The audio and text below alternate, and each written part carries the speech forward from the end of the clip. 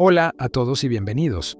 En el video de hoy vamos a sumergirnos en la mente de uno de los pensadores más influyentes en el campo de las relaciones internacionales, el gran Kenneth Waltz. Su teoría del neorrealismo, también conocido como realismo estructural, revolucionó nuestra comprensión de cómo funciona el mundo.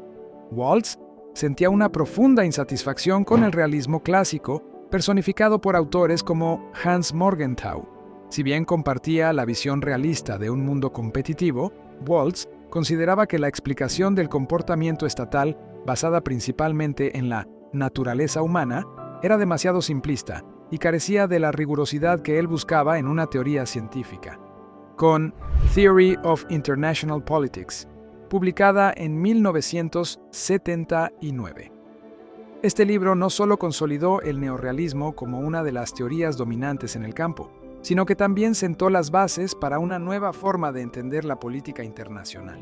El objetivo principal de Waltz en esta obra maestra fue desarrollar una teoría que pudiera explicar por qué ciertos patrones de comportamiento se repiten constantemente entre los estados, independientemente de sus particularidades internas. Para lograrlo, Waltz recurrió a una analogía muy interesante.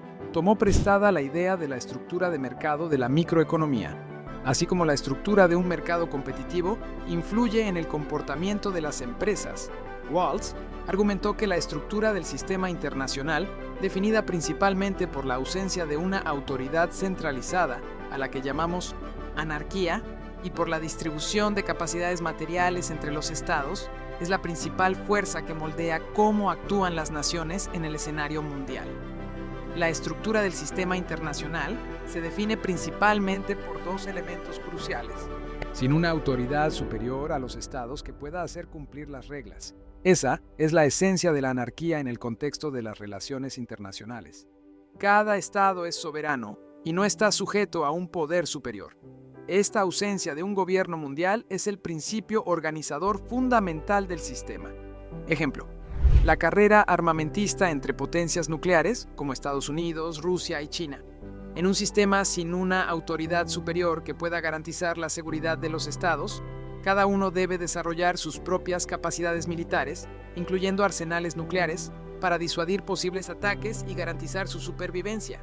También podemos ver la expansión de la OTAN tras el fin de la Guerra Fría. Aunque la amenaza soviética desapareció, los estados de Europa del Este buscaron unirse a la OTAN, liderada por EU, no por afinidad ideológica, sino para asegurar su defensa colectiva frente a posibles amenazas futuras, incluida una Rusia resurgente. Es un mecanismo de autoayuda a través de una alianza. El segundo elemento clave de la estructura es la distribución de capacidades. Esto se refiere a cómo se reparte el poder, entendido principalmente en términos de recursos materiales, como el poder militar, económico y tecnológico, entre los diferentes estados del sistema. Esta distribución de capacidades determina la polaridad del sistema. Podemos tener un sistema unipolar, donde una sola superpotencia domina, un sistema bipolar, con dos grandes potencias enfrentadas, como durante la Guerra Fría, o un sistema multipolar, con tres o más potencias significativas. La crisis de los misiles cubanos, 1962. A pesar de ser un momento de extrema tensión, la simplicidad de la estructura bipolar, dos superpotencias directamente enfrentadas, permitió una comunicación más clara y una gestión más directa de la crisis, evitando una escalada descontrolada. La responsabilidad recaía claramente en Washington y Moscú. El ejemplo multipolar puede verse en el periodo previo a la Primera Guerra Mundial, principios del siglo XX. La existencia de múltiples grandes potencias, Alemania, Francia, Gran Bretaña, Rusia, Austria, Hungría, Italia, con alianzas cambiantes y complejas, triple entente, triple alianza, llevó a una mayor incertidumbre, errores de cálculo y una cadena de arrastre, chain ganging, donde un pequeño conflicto regional podía escalar rápidamente debido a la red de alianzas, arrastrando a todas las potencias a la guerra. En un mundo donde nadie más velará por tu seguridad, cada estado debe confiar en sus propios medios para protegerse.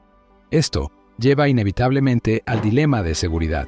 Cuando un estado toma medidas para aumentar su seguridad, como fortalecer su ejército, otros estados pueden interpretarlo como una amenaza a su propia seguridad, lo que los lleva a tomar contramedidas. Esto puede desencadenar una espiral de inseguridad y una carrera armamentista, incluso si ninguno de los estados tiene intenciones agresivas inicialmente. Para evitar ser dominados por otros, los estados tienden a buscar el equilibrio de poder. Esto puede lograrse de dos maneras: a través del equilibrio interno, aumentando sus propias capacidades militares y económicas, o mediante el equilibrio externo, formando alianzas con otros estados para contrarrestar el poder de un actor dominante, como la Guerra Fría de 1947 a 1991. Durante este periodo, Estados Unidos y la Unión Soviética formaron dos bloques militares opuestos, OTAN versus Pacto de Varsovia, para contrarrestar el poder del otro. Cualquier ganancia de poder, por un lado, era vista como una amenaza, y se respondía con el fortalecimiento del otro lado. Esta dinámica de equilibrio de poder, tanto interno a través de la acumulación de armas como externo a través de alianzas, fue una característica central del sistema bipolar. Es importante destacar que, para Waltz, el objetivo principal de los estados en este sistema no es maximizar su poder a toda costa, sino maximizar su seguridad. Un estado que busca acumular demasiado poder podría generar una coalición en su contra, poniendo en riesgo su propia supervivencia. Por ejemplo, tenemos el caso del acercamiento entre China y Estados Unidos durante la Guerra Fría, década de 1970. A pesar de sus diferencias ideológicas, el presidente Nixon y Mao Zedong se acercaron estratégicamente para contrarrestar el poder de la Unión Soviética. Esta alianza fue un ejemplo de equilibrio externo, donde la estructura del sistema, la amenaza soviética, primó sobre la afinidad interna de los regímenes. Otro más es la formación de Quad, Diálogo de Seguridad Cuadrilateral, entre Estados Unidos, Japón, Australia e India. Aunque no es una alianza militar formal, este grupo busca coordinar sus esfuerzos en el Indo-Pacífico para mantener una región libre y abierta, lo que muchos analistas interpretan como un esfuerzo para equilibrar la creciente influencia de China. ¿Qué argumentos coinciden con la realidad de la actualidad? Las tensiones en áreas como el Mar de China Meridional, Ucrania o las inversiones en armamento por parte de los tres actores reflejan el dilema de seguridad en acción.